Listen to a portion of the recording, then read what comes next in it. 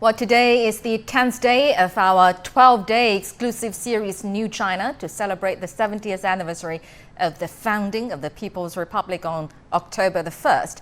In today's edition, our three teams reporters will explore how commerce and trade have evolved in China since the internet emerged. And they will, as usual, report from the ground in the country's northeast, southeast and also southwest. And we can see that our teams are already on standby with their stories at three locations across China. And let me go straight to my colleagues Lindy Mtongana and Yang Chengxi in the southeast line. They are at China's southeastern internet and e-commerce hub, Hangzhou city in Zhejiang province. Hello there, Lindy and Chengxi. Lindy, we know that we saw actually you shopped a lot in Yiwu in Zhejiang province as well yesterday. So maybe today is time for some online shopping. Oh, that's absolutely right, Dr. Ning. This is a very interesting place to be. Well, yeah. Oh, hello there, Beijing. Now, this is indeed day 10 of the New China series, and we are feeling the way of nature here in the picturesque city of Hangzhou, the capital of Zhejiang province. Now, right now, we are coming to you live from Guozhuang, or Guo's Villa, built in the late Qing dynasty. This beautiful home is a prime example of the traditional private residences of Hangzhou at the time. Now, with a mountain in the back and the West Lake in the front, Guo's Villa takes advantage of the lovely nature of Hangzhou. And now we're sipping a cup of premium Longjing tea. This is actually an indigenous tea here in Hangzhou, and it's known as the tea of all teas. Well, I think there's no better place to sample some authentic premium green tea than right here on the shores of the West Lake. Now, of course, there's just incredible scenery in this place. And although Hangzhou continues to be admired for its beautiful landscape, in the CBD, you'll see that the skyline really reflects the big business and industry that is established here. Of course, this city is the focal point of e-commerce in China. It's home to e-commerce giant Alibaba and at least 470,000 other online businesses. CGTN's Wu Lei has more. An old Chinese saying holds that up there is heaven, down here are Suzhou and Hangzhou. Wu Chonghua and his family are visiting beautiful Hangzhou for the 5th time. He says no trip there is complete without seeing West Lake. What impresses me most about Hangzhou is that it is a tourist destination first, and then it is a business hub with many internet companies and small businesses. According to data, Hangzhou welcomed over 184 million travelers in 2018, a 13% rise over the year before. Its internet reputation is thanks in large to Alibaba. Founder Jack Ma launched the company from here in his hometown in 1999. In the 2 decades since, the company has grown from a small startup to a global internet powerhouse, with businesses ranging from e-commerce to logistics and cloud computing. Keep on asking why Alibaba in Hangzhou. In our city, we like entrepreneurship. We like people from nothing building an app. So I think we got great talents, we got good environment, and we got the great culture that is fighting for the future. Since the 1990s, China's internet industries have flourished across the country. Internet companies like Alibaba, NetEase, Tencent, and Baidu have brought enormous changes to Chinese consumers. The latest report from the China Internet Network Information Center shows the number of Chinese internet users has reached over 820 million, and most of them are mobile internet users. The natural beauty, lifestyle, and business environment are some key factors for entrepreneurs. With the success of internet giants like Alibaba and NetEase, a growing number of domestic and foreign entrepreneurs have followed in their footsteps and tried to make their own success. Julian Rink from Holland is one of them. He and his colleagues have been promoting their data-based internet business in the city for the past year. But also for small companies, there are a lot of opportunities because there's an environment, an ecosystem where you can easily start a business, start small, and then grow from there. So that's what I really like about Hangzhou. The internet has been highly integrated with every aspect of people's lives. From public services to private businesses, most internet companies in Hangzhou are applying their technologies to make people's lives more comfortable and enjoyable. Wu Lei, CGTN, Hangzhou. Well, in recent years, e-commerce has seen a lot of development in China. That's not only in cities, but in rural areas too. In parts of northwest China's Shaanxi province, villagers are even finding new markets for their local specialities. CGTN's Sheng Yibing reports from Qishan County.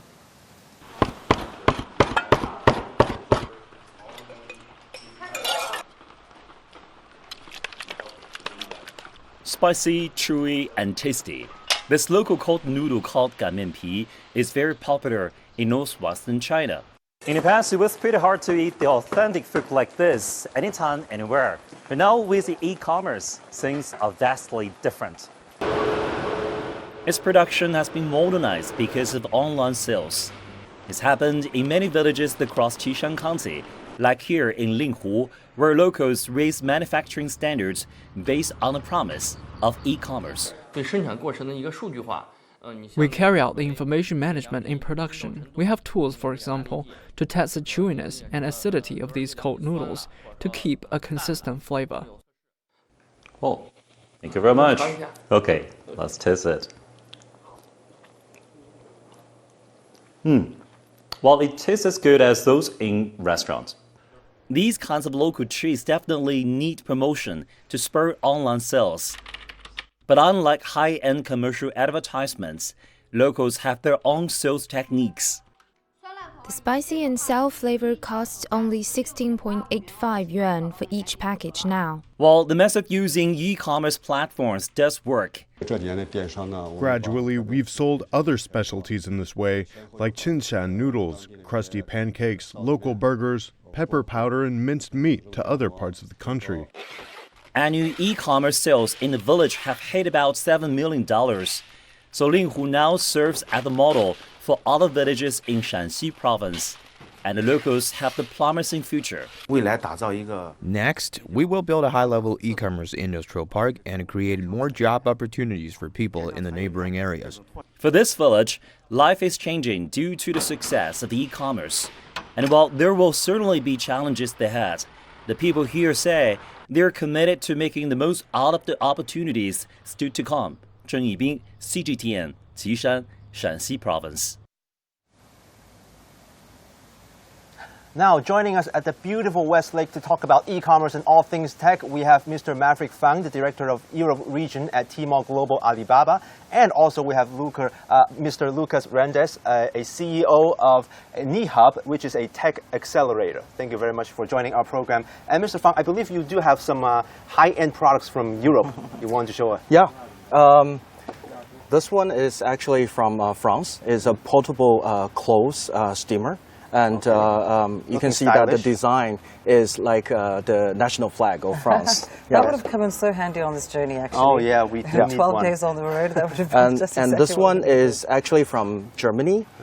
It's a laser hair remover. Actually, this product is very trendy in China. It's very hot. Oh. And this one is actually from UK. It's a well-designed hair styler, and it's very portable, and the technology is cutting edge. So they're selling pretty well on Tmall Global. Yes. So how interested are these European companies in joining the Chinese market through the platform of Tmall?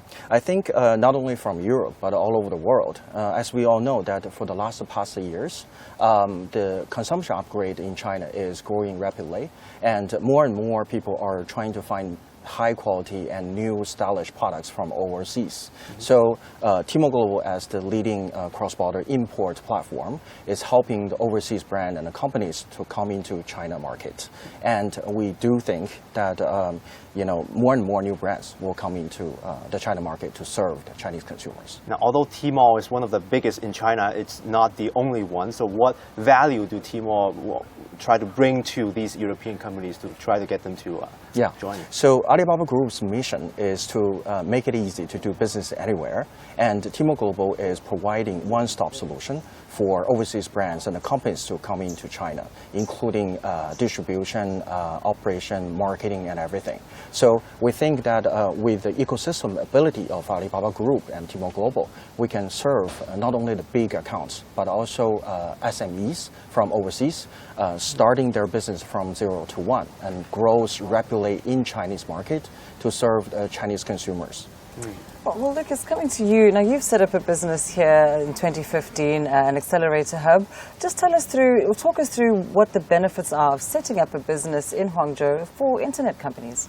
I think Hangzhou is not only beautiful, but it's also very innovative. And I think its ecosystem is just amazing for internet company to actually start a business here or to scale, grow a business in the city. I think the reason is the ecosystem includes many things that are very interesting and strong. The market is big, but also is open to new technology and new ideas as well to use for the consumption.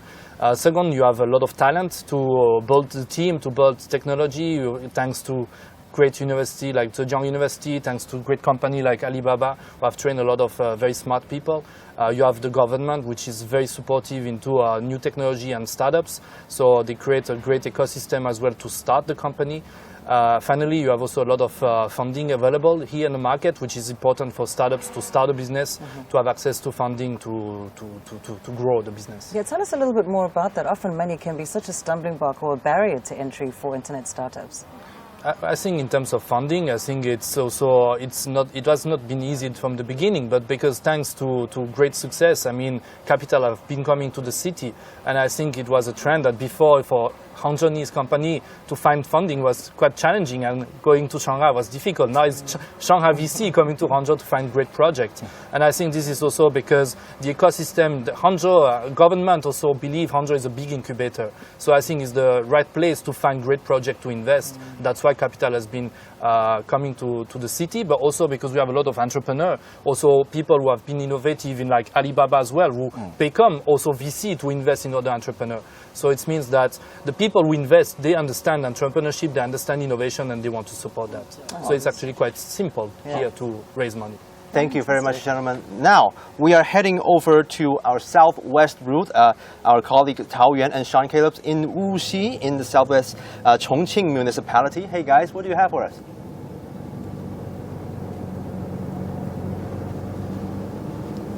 Hey, Chengxi and Lindy. I think that this adventure, this new China adventure, really is a great way to show the diversity of this massive nation. And if you look out of our bus slowly climbing up this giant mountain in Wuxi County, one of the poorest counties in all of China, you really get an understanding of why there aren't a lot of people here and there's virtually no industry here, and trying to eke out a living is indeed very difficult. But boy, what a view. This, as I mentioned, is one of the poorest counties, so e-commerce has been kind of like a lifeline to this area, and people in this region can sell honey, they can sell other items, teas. I've seen other regions sell something like bamboo wine as well, but really that e-commerce is kind of like an external link, if you will, to the outside world. Of course. I mean, I want to second you first. I mean, the clouds are just absolutely gorgeous, but talk about e-commerce. I think throughout this trip, we've talked extensively about China's huge campaign against poverty. So the goal right now is zero poverty by 2020, and e-commerce is really one way to achieve that goal, because I think on one side you have the city people who are hungry for a good quality produce, and then on the other hand you have these farmers in these remote villages with their good quality products, but just hidden away in the mountains. And we've seen a lot of terracing up in here, a very traditional way of carving, if you will, a field in the side of a mountain. Yes. So just to continue our thread before, I think the goal right now is to kind of bridge this gap between the city people and the farmers in China's rural areas. So for some discussion on this topic, we're joined again by Professor Liu Baocheng with the University of International Business and Economics. Professor Liu, we've seen the kind of terrain in this region. How do you, like, infrastructure building is really the key for just getting the products out, isn't it? Yeah, so to conduct the e-commerce, you need three basic conditions. One is the physical delivery, as you say. So road is very important. And the other is that you have to have the interaction by information. And then you need to have electronic payments. So these are the preconditions. And given all of them are available, so for this country, for example, if they really want to, take full advantage of the e-commerce platform, one is that they need credibility, and credibility must rest on standardization. So you say, okay, I have superb quality. So what is the quality standard? What is the potent? And what is the ingredient? And why it's so unique? Is it because of the weather? Is it because of your unique farming technology, whatsoever? So that's something very important. The other is the how to operate on a scale economy.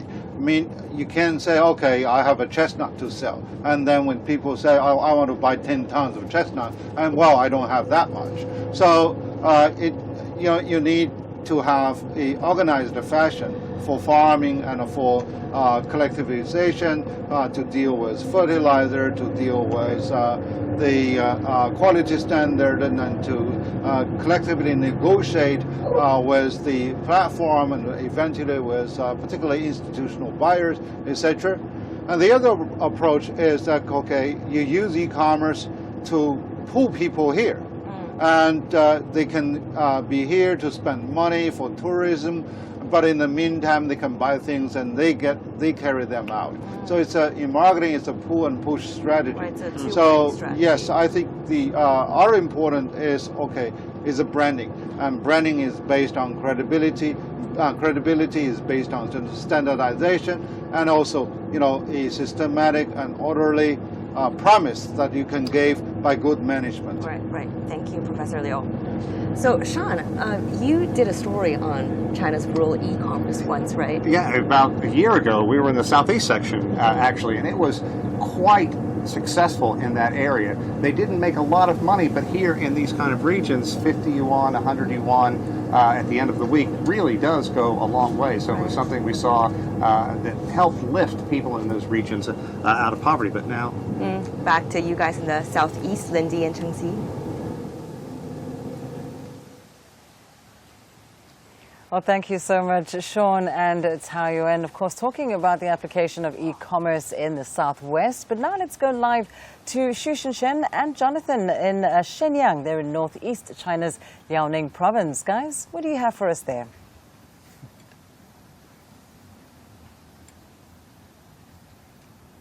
Hi, Lindy. Yeah, we're talking about the digital economy during this hour. And what's an interesting component, it's not just e-commerce. There's another side to this, which is social media, and how that can absolutely change lives and fortunes pretty much overnight. Absolutely. And today we're going to kind of zoom in on one specific industry, the fashion industry. And one specific person. Oh, absolutely. Right here we have Zhang Ran, a local designer from Shenyang, and who is really good with embroidery, Chinese traditional embroidery. And also we're joined by our reporter Feng Yili, who just did a profile on Mr. Zhang a few days ago. But then I think we should show what Zhang has been doing for... So this fashion designer that's with us today, his specialty is embroidery. Handcrafted, specific, detailed needlework. When you look at this is one of his dresses we're showing off here. When I first saw this, I thought this was a silkscreen. This is all needles and threads. These are not feathers. This is all done by hand, all very intricate needlework, right? And also there are elements of the traditional Manchu costume of cheongsam. And that's what makes him really unique, correct? Is that he's focusing on traditional Chinese styles. And absolutely. But actually, I just learned, Mr. Zhang, you didn't really start right off as a designer to do embroidery, right? So why did you choose to do this? 就其实您一开始并没有是做这个刺绣嘛，然后是为什么开始做这件事？就是因为有一次呢是看了那个辽宁的博物馆， I paid a visit to a museum in Liaoning, so that really interested in embroidery, so I linked that to fashion. And also, I know, actually, there's more to his story, right? Because And you were actually one of his fans, right? Yeah, actually, I had an interview with Mr. Zhang about half a year ago on how young fashion designers actually make their way to the international catwalks. But at first, before we met, it was actually those short videos of those gorgeous garments he posted on his social media platforms that attracted me. The video. Okay. So you were drawn to this and the social media, not just the clothes, but what he's posting online too. Yeah, so what I'm going to show you is his Douyin account, which is China's Musical.ly. So here you can really... The Chinese version of TikTok. Okay. So you can really see how dressmakers and designers work in their studios. It is indeed a rare chance because usually they are considered as the backstage hero, but now you can see how those delicate artwork are actually made. And so I'm curious to know from him, you know, he has 7 stores across China. He's been doing this and interested in fashion for several years now. How much did social media change his life? 就是张岩老师啊，就因为其实像全国你有7家店，是的，但其实就是现在拥有这个互联网媒体之后会。就是您的这个生意有哪些改变吗？会有很大的改变。It's changed a lot. 就是在传播的时候，可能 So talk about DA promotion. Actually, that's 但是新的媒体呢拉近了我们的文化和就是 not really be a close contact or the a connection. So but the new media really bring the right stuff to the right people. So that really feels me and my audience so close. Another interesting point I'm curious to know is what is it about the traditional Chinese culture that he's drawn to when it comes to his clothes, and how is he trying to modernize that and appeal to modern taste? 那就是您觉得您怎么去现代化我们的？因为讲到我们的刺绣其实是比较老的一件事，你怎么去进行这种现代化嘛？还包括像用互联网的这种工具。是的，因为互联网呢，其实能 Talk about internet or social media platform that really help us to know who are our audience, what's their needs. So sometimes like embroidery plus fashion or plus some of the elements from our daily lives really to penetrate people's day-to-day lives. So that's really bring the traditional culture plus fashion. But are there any challenges? 就是讲到我们的互联网啊，是否会有一些困难的，或者说会的，因为有的时候可能发布视频的时候 So sometimes I post my videos saying like, oh, it look like the ancient people's clothes. I'm not saying like I do that for the ancient people. This is a traditional culture plus fashion element. So still people not really understand about the Chinese traditional culture. So by this way, I really educate people. Well, these are beautiful pieces. It's a fascinating story, very interesting business, and wish you all the best of luck to you in the future. Thank you so much for being with us today. Thank you, Feng Yilei, for introducing us to him on our network. You can catch her story online. That's going to do it for us here in the Northeast. We're running out of time, so we got to send it back to you in the Southeast, Zhongxi and Lindy. Thank you so much, Jonathan and Xinshen. Of course, it's clear that if there's anything you're looking for these days, you can find it online. Well, that is all from us today. We're going to stay here and enjoy our lovely tea and this fantastic view of the West Lake. Dongning, back to you in Beijing. Thank you very much, Lindy and Chengxi in Hangzhou. And Jonathan and Xinchen, I may need the contact information of that designer who is now with you. His works are so exquisite. All right, and thank you very much as well, Sean and Tao Yuan in China's southwest. So guys, have a good journey there. You're now watching Global Watch on CGTN, and tomorrow at 400 GMT, 12 noon Beijing time, join us again as our new China reporters will continue to explore the countryside of China. Now let's take a short break, and when we come back, we'll have a quick recap of where the journey took our new China teams yesterday.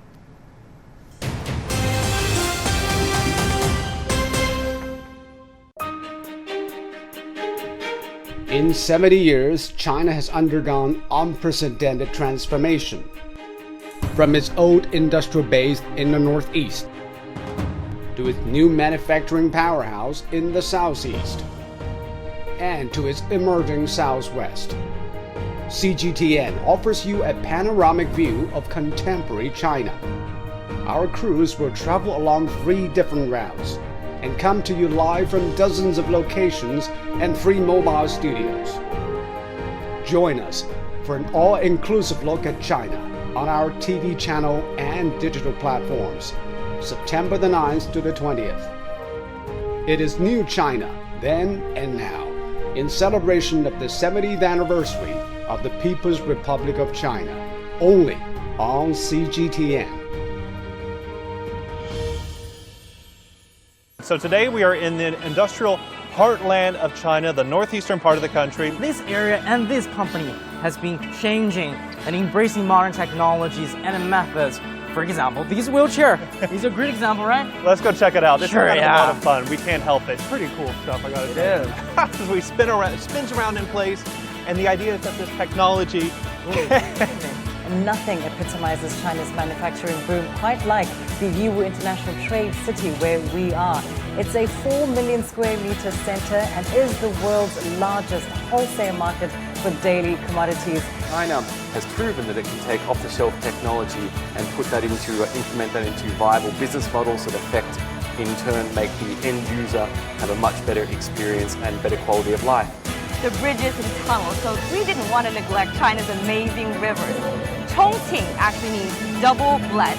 It's a massive urban sprawl sitting on the confluence of the Yangtze and the Jialing rivers. Now it's an economic powerhouse in China's southwest. It's also a city that clings to steep hills, and cruising down on the Jialing River, you'll understand why it's called the Mountain City.